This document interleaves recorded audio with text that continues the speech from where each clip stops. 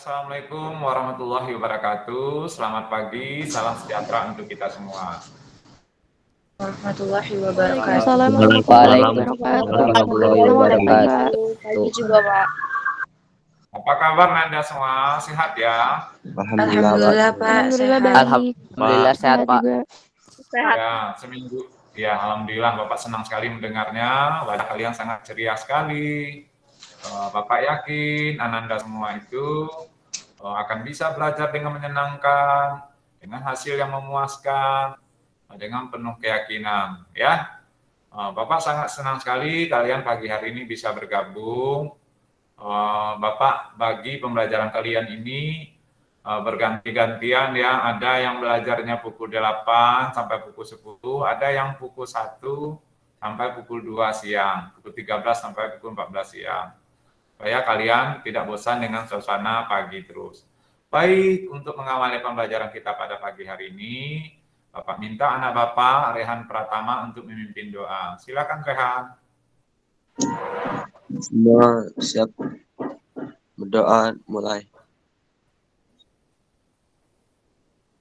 Doa selesai. Beri salam. Assalamualaikum warahmatullahi wabarakatuh. Waalaikumsalam warahmatullahi wabarakatuh. Baik Ananda semua, Bapak akan tayangkan kembali pembelajaran kita pada hari ini. Kita akan membahas pelajaran kita yaitu sistem reproduksi pada manusia. Berikut slide-nya ya. Kalian boleh tutup jendela dulu, nanti pas sesi tanya jawab baru diaktifkan jendelanya. Untuk meringankan sistem jaringan internet kita yang bermasalah ya. Oke, bismillahirrahmanirrahim. Kelihatan Ananda semua? Kelihatan, Pak. Kelihatan, Pak. Kelihatan, Pak. Oke. Baik, adapun pembelajaran kita adalah struktur sistem reproduksi pada manusia. Apa tujuan pelajaran kita? Tujuannya adalah pertama menjelaskan struktur organ reproduksi manusia dan fungsinya. Kemudian menganalisis grafik siklus menstruasi dan menjelaskan kelainan dan penyakit pada sistem reproduksi manusia dan upaya pencegahannya. Kita mulai dengan sistem reproduksi pada laki-laki. Ini Bapak lihatkan secara umum, ini gambar yang di sebelah kiri ini tampak samping, ini tampak depan. Kita bahas yang ini. Secara umum alat reproduksi pria itu atau laki-laki itu, alat utamanya itu ada penis, ada testis, kemudian ada saluran. Di sini ada dua saluran, saluran uretra dan saluran vas deferen ya. Saluran vas deferennya. Vas deferen ini saluran. Kemudian ada di sini epididymis, ada testis, dan ada scrotum dan ada uretra. Inilah bentuk secara fisiknya. Dan apa fungsinya? Ini Bapak tayangkan di grafik. Nah, yang pertama penis, fungsinya itu memasukkan sperma ke rongga vagina. Kemudian ada testis. Yang mana testis? Yang ini, yang dua ini ada testis ya. Apa fungsi testis? Memberikan sperma dan hormon testosteron pada laki-laki. Kemudian ada epididymis. Apa fungsinya? Membawa dan menyimpan sel sperma yang telah diproduksi oleh testis. Sel sperma yang telah matang itu disimpan di epididymis ini. Ya, sebelum dikeluarkan melalui saluran vas deferen. Ini saluran vas deferen ini yang panjang ini dan ujungnya bermuara di uretra. Uretra ya. Kemudian ada kelenjar prostat. Apa fungsi kelenjar prostat? Itu menghasilkan cairan asam. Tujuannya adalah menjaga pH sel sperma. Kemudian Bapak minta dulu kalian mengambil napas untuk fokus ya dalam pembelajaran. Silakan diambil napasnya sebanyak 3 kali ya. Bapak hitung ya, 3, 2, 1. buang. Lagi, ambil napasnya, 3, 2, 1. Kita buang kembali. Kemudian silakan kita ambil napas lagi, 3, 2, 1. Dibuang kembali. Baik, terima kasih. Silakan Anda ada yang mau ditanyakan tentang materi yang Pak sampaikan tadi. Putra, Prawira ada yang mau ditanyakan? Gak ada, Pak. Tidak ada. Yang lain? Kalau gitu kita lanjutkan ya sedikit lagi materinya tentang siklus menstruasi. Baik, siklus menstruasi itu ada 4 fase, fase praovulasi, fase ovulasi, fase pasca ovulasi, dan fase menstruasi. Yang mana dia fase itu?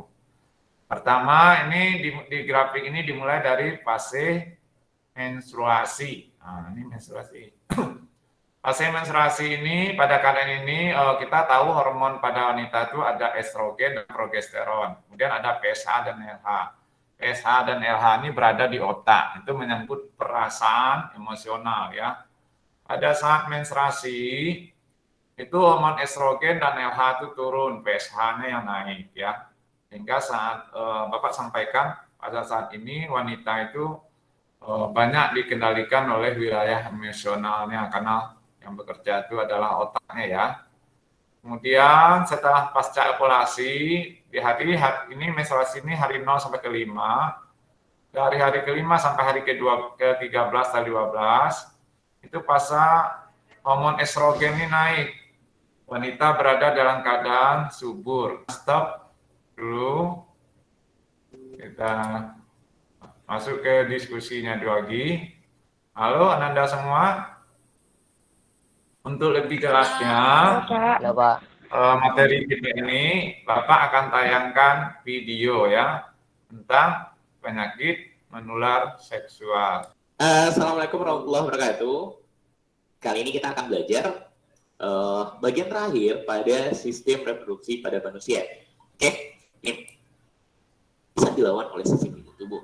Sehingga, nah kemudian pada tahun-tahun berikutnya, Baik Ananda, jadi Bapak sampaikan saja ini adalah penyakit menular seksual itu AIDS ya. AIDS ini pada dasarnya disebut dengan Acquired Immunodefense Syndrome. Apa itu? Bahasa singkatnya, tubuh kita kehilangan sistem pertahanannya atau imunnya. Defense itu kan imun. Yang mana virus HIV ini menyerang sel darah putih. Akibatnya kekebalan tubuh kita akan berkurang gitu. English is my second Itu language. resikonya. Kemudian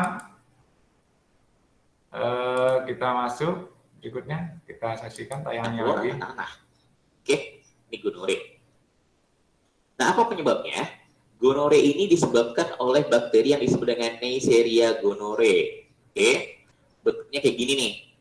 Ini bentuk bakterinya. Kemudian dia juga bisa menular lewat penggunaan jarum suntik secara bergantian, obat terlarang, tato, dan lain-lainnya. Ini penularan sifilis. Kemudian apa akibatnya? Karena ini menyerang organ-organ tubuh, maka yang pertama akibatnya adalah rasa sakit, terus kemudian kerusakan organ.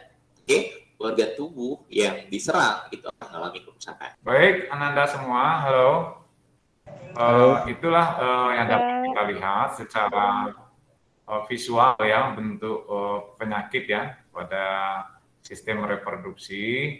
Dan tadi Bapak di share juga di Google Classroom itu ringkasan dari video tadi dalam bentuk narasi kalimat yang dapat kalian baca, dan video itu sudah Bapak share juga. Tapi kalau kalian ingin mendapatkan linknya video tersebut, video itu hanya disajikan 18 tahun ke atas, makanya kalian tidak bisa buka ya, akses. Tapi kalau kalian akses, pakai akun bapaknya atau saudaranya untuk pembelajaran itu. Baik, yang terakhir sebelum pelajaran kita berakhir, Bapak minta ya, Luvia Amanda untuk menyampaikan hasil kesimpulan pembelajaran kita. Silakan Luvia. Tapi Pak, sebelumnya kami mau tanya dulu Pak. Iya, silakan. Jika misalnya hormon estrogen dan progesteronnya diproduksi makin banyak, itu yang dikeluarkan darahnya makin banyak juga Pak. Iya, karena folikel sel telurnya ukurannya bertambah besar. Wanita itu lebih subur. Nah, kalau kita kekurangan hormon tersebut, usulan sel telurnya mengecil. Sehingga wanita tidak subur, sulit untuk mendapatkan keturunan atau hamil gitu, jadi pembuahan. Hormon itu sangat penting bagi seorang wanita, karena mempengaruhi ukuran sel telurnya. Ya. Terima kasih Lutfia, pertanyaan yang sangat bagus. Kenapa orang sulit untuk melahirkan atau dapat anak misalnya? Tetapi wanita yang subur tuh bagus sebenarnya. Kenapa? Wanita itu sempurnanya bila menghasilkan keturunan. Ya gitu kan? Baik, silakan yang lain. Gameli bisa menyimpulkan kesimpulan pelajaran kita hari ini? Satu atau dua apa yang ditangkap dari materi yang Bapak sampaikan? Ini kesimpulan tentang siklus menstruasi Pak. Oh iya, silakan disimpulkan. Menurut saya siklus menstruasi itu ada 3 fase. Pertama itu Ya. fase menstruasi, fase proliferasi, dan ketiga fase Ya. sekretori. Iya, benar sekali. Ada fase menstruasi, pasca menstruasi, dan kemudian fase proliferasi itu menyelang peluruhan men lagi kita ya, setelah dinding endometrium itu menebal. Kenapa dia menebal? Karena tidak terjadi pembuahan. Kalau terjadi pembuahan akan terjadi kehamilan, maka dia menebal akan membantu akan berproses untuk perkembangan janin berikutnya. Baik, sesi terakhir Bapak ingin meminta respon kalian. Karena tadi kita banyak punya HP, belum terbiasa pakai download ya. Bapak minta ungkapan perasaannya 1 atau 2 orang. Silakan Mama Kaisar, apa pesan-pesannya pada hari ini dan pembelajaran kita? Pesan dari saya adalah pembelajaran pada hari ini sangat lebih baik dari pembelajaran sebelumnya, materinya lebih lengkap dan penjelasannya padat dan singkat. Ya, mari. Lutfia, ada kesan pesannya untuk perbaikan kita ke depan, feedback kita? Karena Bapak Kalau menurut saya penjelasannya udah lebih baik dari sebelumnya juga sih Pak. Cuman suaranya Bapak masih putus-putus sedikit Pak. Oh ya, itu baik. Mungkin koneksi jaringan internet kita perlu diperbaiki ya. Lalu Bapak ingin umpan balik ya. Kalian terbebani nggak dengan Zoom meeting ini, karena kan menyedot pulsa ya, yang tidak punya fasilitas. Kalau punya wifi di rumah kan nggak masalah. Mungkin Gameli bisa merespon pertanyaan Bapak ini, atau Amelia? Menurut kami yang ada privilege atau ketersediaan yang disediakan kedua orang tua itu tidak membebani kami Pak. Kecuali kami tidak ada handphone, tidak ada kuota paket, itu akan membebani. Baik, kalau dia ada yang ditambahkan? Lebih Amanda, apakah membebani kegiatan kita Zoom Meet ini? Kalau saya tidak sih Pak, soalnya saya pakai wifi juga. Oh ya, alhamdulillah. Ya baik, Bapak juga tidak memaksakan teman-teman semua bergabung, tapi kalau ada bergabung ini kan kita bisa diskusi kan.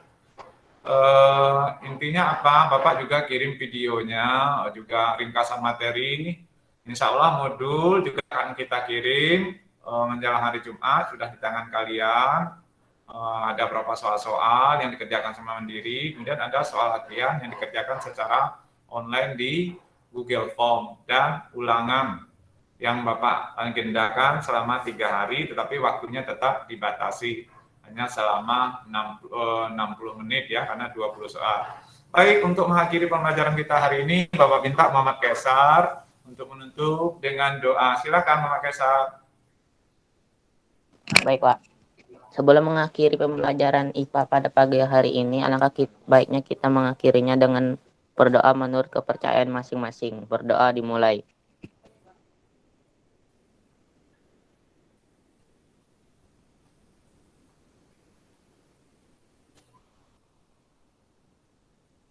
Berdoa selesai. Beri salam. Assalamualaikum warahmatullahi wabarakatuh. Assalamualaikum warahmatullahi wabarakatuh. Assalamualaikum warahmatullahi wabarakatuh. Salam sejahtera kita semua. Sampai ketemu minggu depan. Anda semua disiapkan pembelajarannya lebih baik lagi. Banyak membaca dan berliterasi. Dibuka link yang Bapak kasih, baik materi maupun video, PowerPoint maupun modulnya. Mudah-mudahan pelajaran ini membuat kita makin banyak berilmu dan diridai oleh Allah Subhanahu wa taala. Amin ya rabbil alamin.